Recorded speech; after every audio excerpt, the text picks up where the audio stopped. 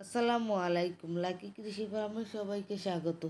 আজকে আমি দেখাবো আমার চীনা হাঁসের বাচ্চাগুলা কিভাবে আমি লালন পালন করি। আমার চীনা হাঁসের বাচ্চাগুলা আজ একদিন বয়স। আমি এদেরকে কি মেডিসিন দেই, কীভাবে যত্ন করি। আমার এখানে 15 পিস বাচ্চা আছে। এই বাচ্চাগুলাকে আমি আজকে প্রথম পানি আর খাবারের সাথে মেডিসিন দেব, সে বিষয়ে আপনাদের সাথে শেয়ার করব। এখন আমার বাচ্চাগুলা অনেক সুস্থ ভালো আছে, তাই দেখাবো কি ধরনের খাবার দেবেন আর কি মেডিসিন দেবেন। এই যে আমি একটা ভালো মানের ফিড নিয়েছি। আপনারা যে কোনো দোকান থেকে আনলে হবে না, আপনারা পোলট্রির খামার থেকে বা অনেক বড় ধরনের ব্যবসায়ী থেকে আপনারা ডিলারের থেকে খাবার আনবেন, তাহলে ওই ফিডটা আপনাদের ভালো হবে। সাধারণ কোনো দোকান থেকে আনলে আপনাদের ফিড কখনো ভালো হবে না। আমি আমার ভালো মানের ফিডটা আমি আমার মুরগিকে হাঁসকে খাওয়াই। এই যে লাইসোবিট আপনারা হাঁস মুরগি বাচ্চা যখন ফুটে বের হবে একদিন বয়স থেকে 3 দিন খাবার এবং পানির সাথে মিশে 1 চিমটি করে আপনারা দিন দুবার খাবার এবং পানির সাথে মিশিয়ে দেবেন। তাহলে আপনাদের বাচ্চা সুস্থ এবং ভালো থাকবে, তাদের গ্রোথ বাড়বে তাড়াতাড়ি।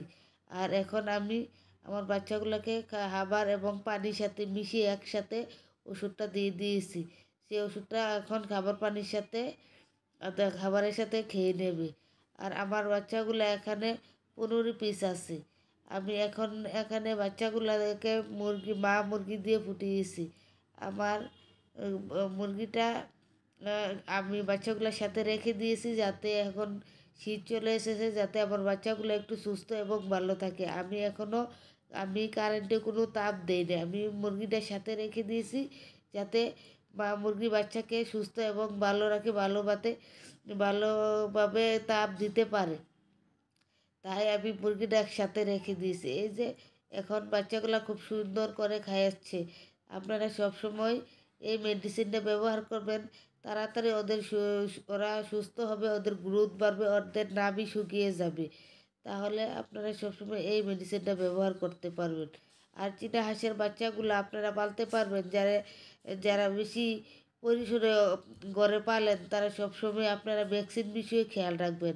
আমি আমার হাঁস মুরগিকে সবসময় ভ্যাকসিন করে থাকি।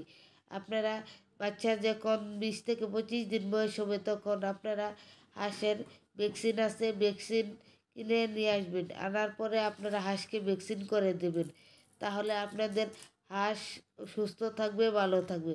ওদের কোনো বেশি যত্ন করতে হয় না।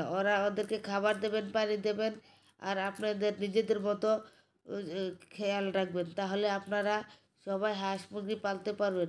যদি আমার এই ভিডিওটা ভালো লাগে, তাহলে আমার চ্যানেলটা সাবস্ক্রাইব করে দেবেন, লাইক ও শেয়ার করে দেবেন।